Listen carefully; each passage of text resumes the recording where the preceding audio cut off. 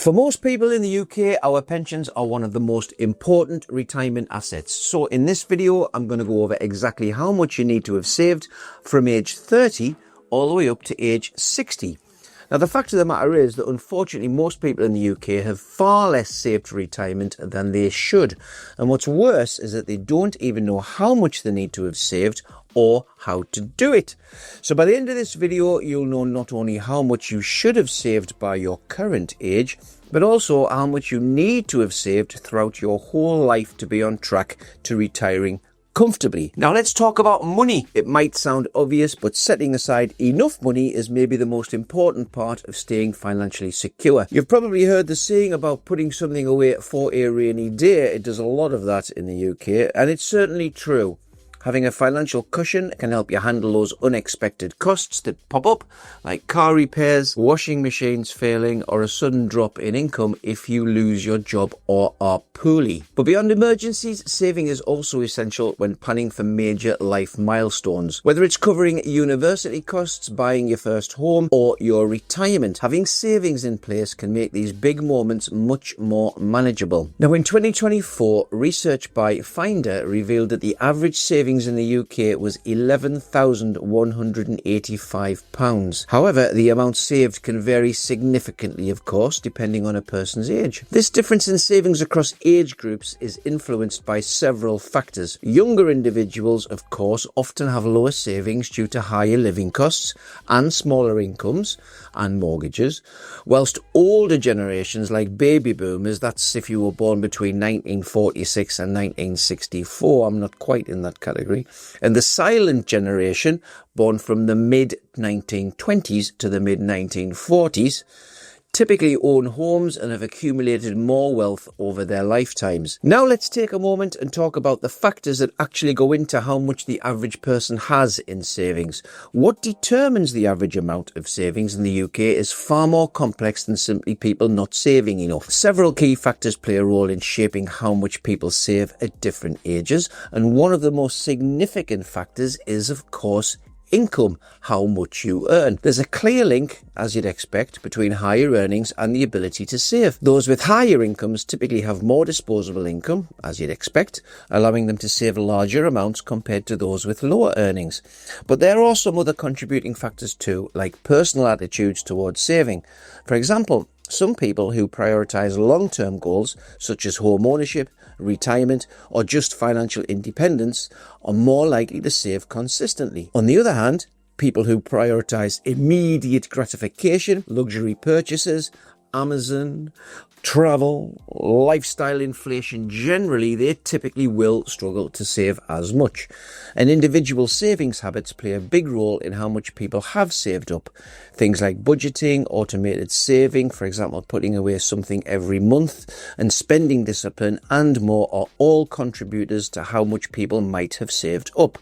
Now, at the end of the day, some people simply view saving as a form of self-discipline and empowerment and are looking towards the future, whilst others may see it as a sacrifice or a restriction on their current lifestyle. So, how much should you save each month? Well, of course, there's no universal answer to this particular question.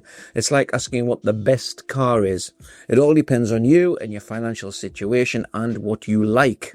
That being said, there is a bit of a guideline you can use as a reference when budgeting. That is the 50-30-20 rule. This rule suggests that you allocate 50% of your after-tax income, that's what goes in the bank, on only essential expenses, 30% for your discretionary spending, and 20% should be saved. Now, if saving 20% of your income does feel a bit too challenging, there's no shame in aiming for a smaller number, 10% or even 5%. Alternatively, if it's possible, you might choose to push the boat out and save 30% and allocate 20% to your frivolous spending, shall we call it. Now, if you're thinking about retiring early, that's totally normal, don't we all? Most people want to, but they don't know where to start or what steps to take. But if you're serious about making early retirement a reality and setting up your future self for success, I have a guide that you can use to help you get there. If you want to grab that, it's down below in the description. It's 100% free, and it's a great way to start mapping out your early retirement plan and getting your little ducks in a row. Right, let's get back to today's real theme. What's the recommended savings goal by age 30? Well, by age 30, it's suggested that you should aim to have around 50 grand saved. It's 51,434 is the actual number. That's roughly equal to 1 year's salary, but that is based on salaries right across the UK. However, several factors can impact how much you actually can save in your 20s. Starting relationships or families is one of them. Significant life changes can shift your financial priorities, and if you're my age, you've been there. Time spent in full-time education is another. Lower income while pursuing studies can slow savings down. You've got focusing on career development. Early career growth may require reinvestment, impacting savings. What about building financial security? Paying off debt or saving for retirement can definitely take priority. And you've got the big one, setting up a home. Costs associated with buying or renting a home can delay savings significantly. So whilst 51,434 is a solid target, bearing in mind that's across the UK, life circumstances can shape how much you're actually able to save. So in order to hit this target, focus on building an emergency fund that's 3 to 6 months expenses, and start contributing to a pension or retirement account in addition to your workplace scheme if you can. Even small, consistent savings can grow significantly over time thanks to compound interest. So what's the ideal savings amount when you hit 40? By 40, it's generally suggested that you should have saved around 125 grand, or around 3 times of the income you would like to receive in retirement. And this is actually a key milestone in setting yourself up for a comfortable retirement. Income trends tend to follow a predictable pattern. Those under 30 typically earn the least. People between 30 and 50 tend to hit their highest consistently earning years. And those over 50 might experience either a flat line in income, maybe inflation proofed, or they might see a steady decline in income as they get closer to retirement. And several factors between ages 30 and 40 can also impact your ability to save. Things such as having children or delaying starting a family. Now, parenthood, as we probably all know if you're watching this, can come with significant financial challenges. So delaying it can give you a little bit more time to save, but each choice does have its financial implications. Then you need to talk about your short-term financial goals. Things like funding holidays, nice cars, nice watches, big life events, all of these can shift your priorities, and that might, of course, temporarily impact your ability to save. Student loans is another factor. If you're still managing debt from your education, that can take a chunk out of your earnings as you pay it off, or your savings if you pay it off all at once. Then we need to talk about property costs. So whether it's paying off a mortgage or it's saving to get a property in the first place, these costs can significantly stretch your budget. Then you've got other life events, of course. You've got unexpected expenses and you've got career changes. These can also all affect your ability to save. But keeping track of your progress can definitely help ensure you stay on target. Being in control is what it's all about. The main thing you need to prioritize around age 40 is increasing your retirement contributions as your income grows if you can, and avoiding what they call lifestyle creep. I mean, that basically means spending more and more on your lifestyle and your fun stuff as your income grows, instead of saving and setting your future self up for success. So if you haven't already, why don't you automate your savings to ensure consistency and discipline, and also consider diversifying your investments to focus on growing your wealth long term. Don't just go into cash, do a stocks and shares ISA, get more into your pension, where in the long term you should do an awful lot better than cash on its own. Right, let's talk about how much you should have saved by age 50 and 60. Well, by 50 it's recommended that you've got about 200 grand saved, or 6 times what you would like to receive in retirement. Now, when you get to 60, we'd expect that you should have about £270,000, or 8 times what you would like to receive in retirement. Now, these figures also bear in mind that you've got state pension coming, which should take some of the strain. And remember, if you're a couple, you should have 2 times state pension coming. We've got some really good webinars and YouTube videos on that particular issue, retiring as single or couple, go and check those out. These figures are crucial to ensuring financial stability as you approach retirement. Again, there are several factors which can impact your savings in your 40s and your 50s, as you'd expect, and your 60s too. Let's talk about managing a mortgage. Ongoing mortgage payments can of course slow down your savings progress. There is supporting children. You seem to be constantly doing that, always doing that in fact, and why wouldn't you if you can? But that's whether through education or just helping them get started in life, getting them onto the property ladder, etc., etc. Supporting your children can affect your ability to save for yourself. It might be that you're caring for aging parents. Financial and caregiving responsibilities for aging relatives can strain your savings. You got becoming grandparents. I've just become a grandparent for the second time, and shortly it will be 3. That's another factor. Supporting grandchildren can create new financial obligations, which I'm sure you'll want to do. Then you've got reducing working hours. We talk a lot about phased retirement. Transitioning to part-time or reduced hours can definitely affect your income, but it also provides an opportunity to adjust your savings plan. So your last 10 to 15 years working and earning are critical for your retirement plan. I can't stress that enough.